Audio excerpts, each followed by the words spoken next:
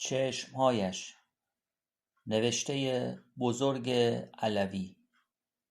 کتابخوان حمید فلاحی.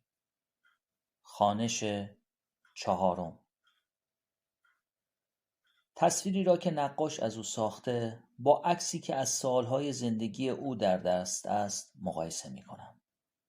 تمام حالت در لبخندی است که دور لبان او پرپر می زند. خنده عارضی نیست، خنده ذاتی است. نشانه تلخی زهری است که زندگانی او و مردم دور و بر او را مسموم می کرد. این لبخند همیشه دور لبها و زیر چشمهای او لانه کرده است. نقاش هم سعی کرده که این لبخند را ثبت کند بدون اینکه در خطوط صورت علائم خنده دیده شود. اما چقدر فرق است با خنده طبیعی که در عکس برجسته جلوه‌گر شده است. این لبخند از شادی نیست. این لبخند نمیرساند که از زندگی برخوردار میشد. این لبخند از فرط تأثیر است. مثل اینکه استاد میخواست بگوید چه شیرین است، چه شیرین میتواند باشد. افسوس که ما تلخی آن را میچشیم. با وجود این، نقاش جوان استاد را مطابق سلیقه خود جلوه‌گر ساخته. او چیز دیگری دیده. او انسان رازدار و آرامی را خواسته است بنمایاند. او فقط آنچه از استاد همه می‌دانستند حکایت کرده است.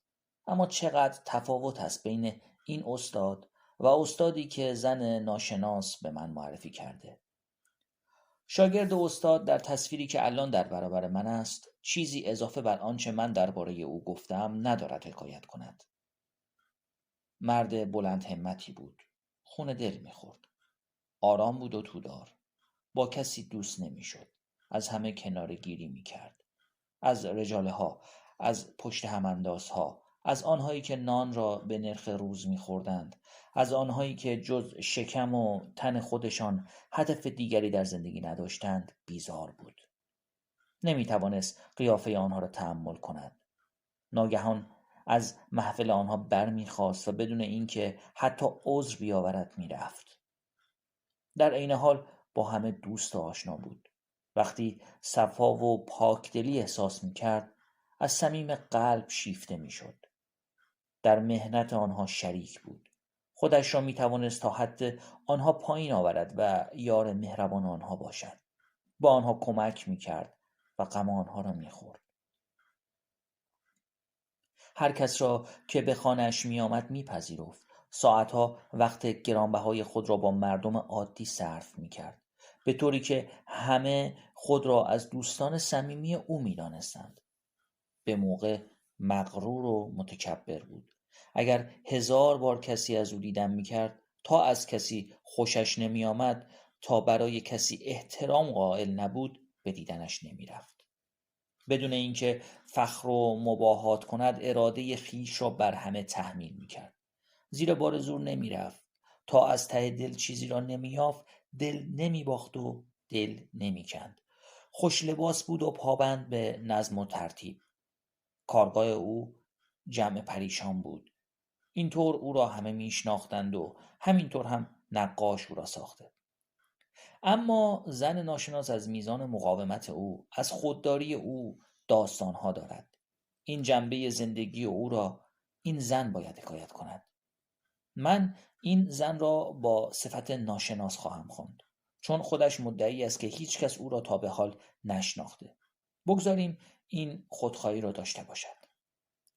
آشنایی من با او جور غریبی بود. غریب به نظر او آمد، اما من دقیقاً حساب کرده بودم. چندین سال روز 7 دی دستور دادم که موزه را تعطیل کنند. خودم در دفتر مدرسه می نشستم و مراقب بودم که کی این روز تاریخی می رسد و کی در این روز به دیدن موزه می آید. من در این مدرسه فقط ناظم هستم. مدرسه استاد از آن ادارات دولتی است که سرقفلی دارد. همه ماه مقدار هنگفتی پول ظاهرا صرف تعلیم شاگردان این آموزشگاه می شود. قریب چند میلیون تومان در 13 سال اخیر، یعنی از زمان تبعید استاد به کلات، در این مدرسه خرج شده و تا به حال 13 هنرمند هم از آن فارغ التحصیل نشدند. اما اقلاً 1300 نفر لیسانسیه هنرهای زیبای فارغ التحصیل این مدرسه در ادارات دولتی از اداره معادن گرفته تا بانک کشاورزی و پیشه و هنر مشغول ردخ و فتق امور هستند. مدیریت این مدرسه مداخل فراوان دارد. هر وزیری که عوض می شود مدیر مخصوصی سر این مدرسه می گذارد. بنابراین هر سال اقلا این مدرسه 2 مدیر به خود می بیند. ولی 10 سال است که من ناظم هستم. بدیهی است که اختیارات من به حدی است که می توانم روز 7 دی هر سال به بهانه‌ای، یک بار به عذر اینکه تالار موزه باید پاکیزه شود، یک بار به اسم اینکه سقف دارد چکه می کند، بار دیگر به بهانه اینکه خودم ناخوش هستم موزه را تعطیل کنم. 3-4 سال گذشت و کسی نیامد. زن ناشناس نیامد تا روز 7 دی امسال. اکنون 15 سال از روز مرگ استاد می‌گذرد. روز 7 دی دادم تالار موزه را قفل کردند. خودم در دفتر نشستم. از پنجره اتاقم می توانستم مراجعین را ببینم. ساعت 4:30 بعد از ظهر بود. شاگردان داشتن از حیاط خارج می شدند. بیشترشان رفته بودند. اتومبیلی شیکی دم در آهنی مدرسه نگه داشت. زنی که خود ماشین را میراند از آن پیاده شد.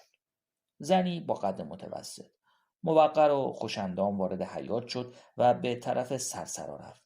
چند قدمی که نزدیک شد نگاهی پر از تعجب به سرسرا انداخت. مغازه راهش را ادامه داد. از یکی از شاگردها که از پله‌ها پایین می‌آمد چیزی پرسید. من فوراً پنجره اتاقم را باز کردم و پرسیدم: خانم چه فرمایشی داشتید؟ دلم تاپ تاپ می‌کرد.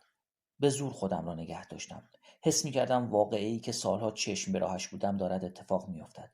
گویی به خودم مژده می‌دادم. یافتمش. صاحب چشم‌ها را پیدا کردم. این آن چشم‌هایی است که استاد مرا عذاب داده. اما هنوز خود چشم‌ها را ندیده بودم. خانم خوش‌اندام از شنیدن صدای من یکه خورد، سرش را بالا کرد. نگاهی با چشم‌هایی که ابداً مرموز و گیرا نبود به من انداخت. خنده‌اش مانند آفتاب بهاری که برف‌های سر کوه را آب می‌کند، دل آدم را شاد می‌کرد. اما همین خنده وقتی تکرار می‌شد، آدم حس می‌کرد ساختگی است. با لحنی شیرین و مؤدب و مهربان گفت: ببخشید آقا، آمده بودم موزه این مدرسه را تماشا کنم. میخواستم از همان پنجره جواب سربالایی بدهم و روانه اش کنم، چون صدا خیلی عادی و معمولی بود. من آن زن ناشناس را جور دیگری تصور میکردم، اما آهنگ مؤدب و مهربانش مرا از رو برد. به علاوه دودلی آدم را در نزدیکی به کارهای عجیبی وامی دارد. بفرمایید تو دفتر تا خدمتون عرض کنم. از سرسرای مدرسه وارد عمارت شد. آخ کاش آقا رجب زنده بود. این را که نمیتوانست از من پنهان کند. بیرو درواسی در حضور خانم ازش میپرسیدم آیا این همان زنی نیست که مدل مینشست؟ اما این زن با این صورت زیبا و با این وقار و سنگینی اگر مدل هم نشسته باشد باید دلیلی داشته باشد. فراش خانم را به اتاق من آورد. همین که وارد شد مانند کسی که سالهاست مرا میشناسد و یا مردمی که همه خلق را دوست و خویشاوند خود میدانند گرم و خودمانی گفت: آقا فراشتان هم عوض شده است. اینجا دیگر من خودم را باختم. رنگ از صورتم پرید. فوری یقین کردم که این زن دروغی میخندد. هر جمله که میگفت پشت سرش یک خنده بلند شنیده میشد. در این حال این خنده غمگین و دلانگیز بود. پرسیدم: کی فراش ما عوض شده است؟ غلام الان 3 سال و چند ماه است که در این مدرسه کار میکند. با همان آهنگ شیرین و مؤدب، با همان خنده تصنعی گفت: عجب، پس شاید اشتباه میکنم. این زن مهارتی در تقلید و تصنع داشت. از همان دقیقه اول احساس کردم که با یک زن عادی سر و کار ندارم. ناگهان ولو برای چند لحظه هم شده یقین حاصل کردم که خودش است. لحظه چند به چشمهایش خیره شدم. هیچ شباهتی بین این چشمها و چشمهای تصویر روی پرده نبود، اما پیشانی او و لب و دهن و زلفهای سیاه و صاف و بینی کشیده قلمی شباهت داشتند.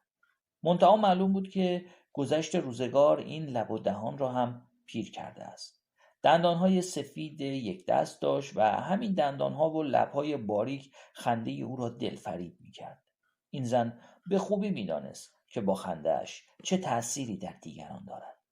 پالتوی گشادی که آن روزها مد بود بر تن داشت. پالتو سیاه بود، یخه و برگردان سرخ رنگ ابریشمی صورت زن را روشن‌تر و با تراوت‌تر جلوه میداد.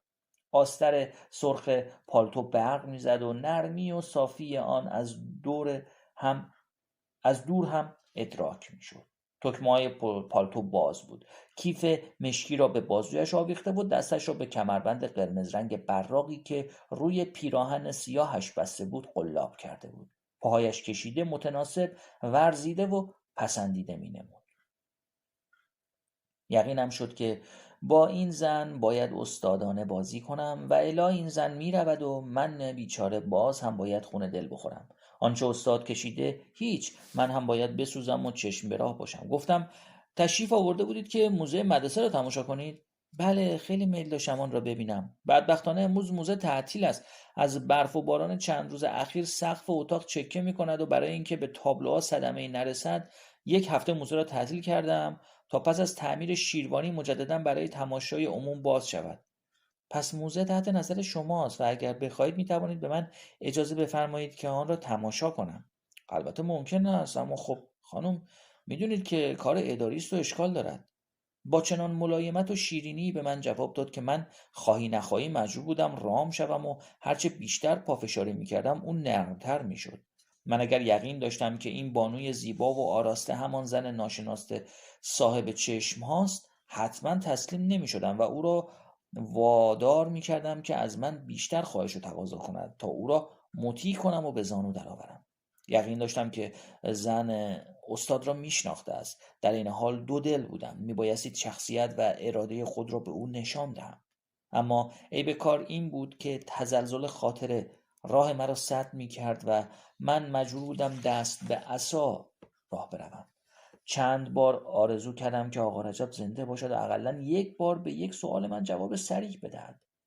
به من گفت اشکال اداری رو همیشه می شود رفع کرد. به علاوه من مسافر هستم و اگر امروز تابلوها را نبینم دیگر فرصت نخواهم کرد.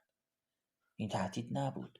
این زن فقط به قصد دیدن آثار نقاشی استاد ماکان روز 15مین سال مرگ استاد به تهران آمده بود. اما من تهدید تلقی کردم و محکمتر جواب دادم. ممکن است از خانم صدا کنم که روز دیگر تشریف بیاورند؟ نه آقا، چنین تقاضایی نکنید، نمی شود. زن ناشناس سکه خورد. صورت خندان غم‌انگیز و جدی و غیر جلوه کرده، اما این وضع چند ثانیه بیشتر طول نکشید. سرش را تکان داد. باز هم خنده سیمایش را تابناک کرد و دندانهای سفید و یک دستش را نمایان ساخت. گفتم چرا؟ مگر امروز روز خاصی است؟ نه، امروز روز خاصی نیست، اما دلم می‌خواست می‌توانستم آثار استاد را ببینم. دیگر داشت مأیوس میشد. داشت جا خالی میکرد. از فرصت استفاده کردم و پرسیدم ممکن است از خانم صدا کنم که خودشون را معرفی کنن؟ من ناظم این مدرسه هستم. ای آقا، به من چی کار دارید؟ من هر که باشم از شما تقاضا میکنم اجازه بفرمایید امروز اینجا رو تماشا کنم، برای اینکه دیگر فرصت ندارم. از شما خیلی ممنون هستم. شاید خانم خودشون هنرمند هستن، شاید خودتان نقاش هستید. آن وقت البته استثناء جایز است. ممکن است برای روزنامه یا مجله و مقاله‌ای می‌خواهید بنویسید. البته اجازه به شما دادن هر کم باشید خالی از اشکال نیست، اما دلیل هم همیشه میتوان پیدا کرد. مثلا ممکن است به عذر اینکه وضع رقتبار تالار موزه را به شما نشان بدهم بگویم در را باز کنم. مقصودم از معرفی خودتان این بود. والا میفرمایید بنده چه بکنم؟ من به این موزه علاقه‌مند هستم. اگر بدانم که توصیه شما به اولیای امور باعث خواهد شد که در ساختمان بنای جدید این مدرسه تسریع شود، حاضرم از الان تا فردا صبح در تالار را فقط محض خاطر شما باز بگذارم. از این گذشته بالاخره هر کس که به قصد تماشای موزه می آید باید قبلا جواز از دفتر مدرسه بگیرد. به نظرم دلش به حال من سوخت. با نظر رقت انگیزی به من نگریست، مثل اینکه از شیرین زبانی من متأثر شد. شاید این لحن اداری من رقت او را برانگیخت. ناگهان حادثه عجیبی اتفاق افتاد. با وجود تمام انتظاری که داشتم، با وجودی که سالها منتظر چنین پیش آمدی بودم، باز هم عجیب بود. به من گفت: حس من فرانگیس است. اگر از شما خواهش کنم که اجازه بفرمایید من امروز فقط نیم ساعت این موزه را تماشا کنم و بروم، باز هم صدای من را رد میکنید. من نه هنرمند هستم و نه نقاش و نه روزنامه نویس، اما خیلی دلم میخواهد امروز این تابلوها را تماشا کنم. اما حادثه عجیب بیان این جمله نبود. لحنی که با آن مطالب خود را ادا کرد نبود. این هم نبود که فرانگیس بی اسم خانوادگی اسم همان زنی است که 5 سال پیش روز 7 دی به دیدن نمایشگاه آمد و چند روز بعد از آن آقا رجب به من گفت که او را در تالار دیده است. نه، من دیگر یقین داشتم که این زن خودش است. از میان 5 زنی که روز 7 دی 5 سال پیش به دیدن موزه آمدند و رفتند، یکی به نام فرانگیس بود و این زن نام خانوادگی خود را نگفته بود. من تمام آمار تماشاگران را در نظر داشتم. در طی این 5 سال مکرر دختران و زنانی با نام فرانگیس آمدند، اما همه آنها اسم خانوادگی خود را همراه اسم شخصی می نوشتند. من با همه صحبت کرده بودم. با چه دلهره‌ای حرفای آنها را می شنیدم. اما آنچه وجه امتیاز آن زن ناشناس باید باشد، یعنی نگاه نافذ چشما در این زنان و دختران نبود. فقط یک فرانگیس بی اسم خانوادگی 5 سال پیش در چنین روزی آمده بود و امروز روز 7 دی، یعنی روز 15مین سال مرگ استاد، باز آمده است. آن هم با چنین نگاهی. دیگر شکی باقی نمی‌ماند که این زن خودش است. خود همان فتانه یا فرشته است که استاد را به پای گور کشانده و یا او را برای مدتی خوشبخت کرده است. از همین جهت حقش بود که بیشتر پافشاری کنم و او را آن روز راه ندهم تا باز هم بیاید و به زانو درآید و تسلیم من شود و اسراری را که من آرزوی کشف آنها را داشتم بروز بدهد.